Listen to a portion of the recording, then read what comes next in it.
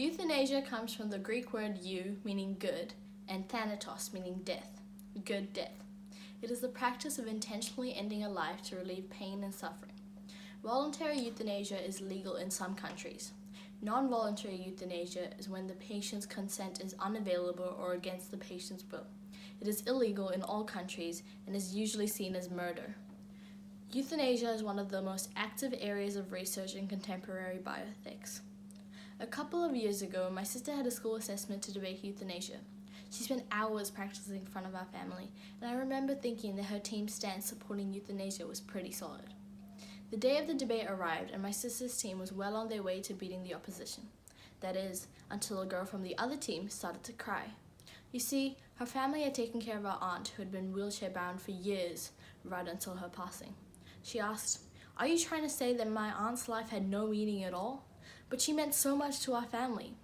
That remark was like putting a nail in the coffin of the side supporting euthanasia. It cut my sister deep. And I have to admit, I totally agreed with her view. Her schoolmate played dirty by throwing in a personal narrative as a trump card.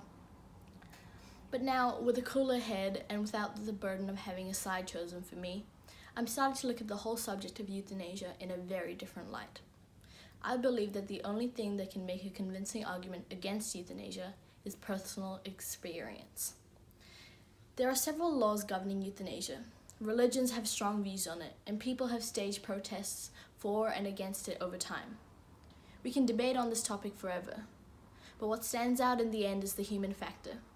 Isn't humanity all about compassion and brotherly love? I fully support an individual's right to make a choice on what they feel is best for them. The girl who opposed my sister in that debate so long ago was neither moralistic nor cunning. She focused on what we did not perceive. She saw the person beyond the wheelchair, the illness, and the suffering.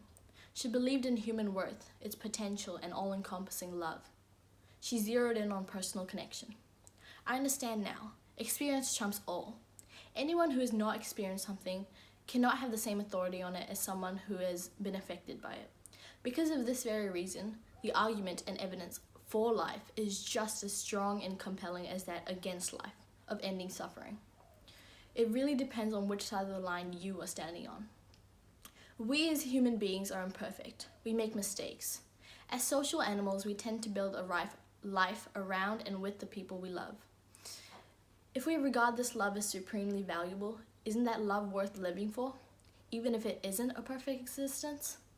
To play a part in the lives of our near and dear ones, to witness the changes time brings, the triumphs, the tragedies. It can indeed be a blessing. Or conversely, is it so wrong to honor our own needs above our love for another?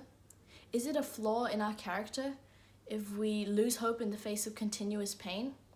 Are we displaying a lack of courage if we choose to let a love story end rather than take it to the next level? Can we instead see this as a desire to keep an experience beautifully wrapped and whole against the realities of a world that would destroy this if we kept it going? Only humans possess the will and self-consciousness that distinguish us so sharply from even the most advanced and intelligent animals.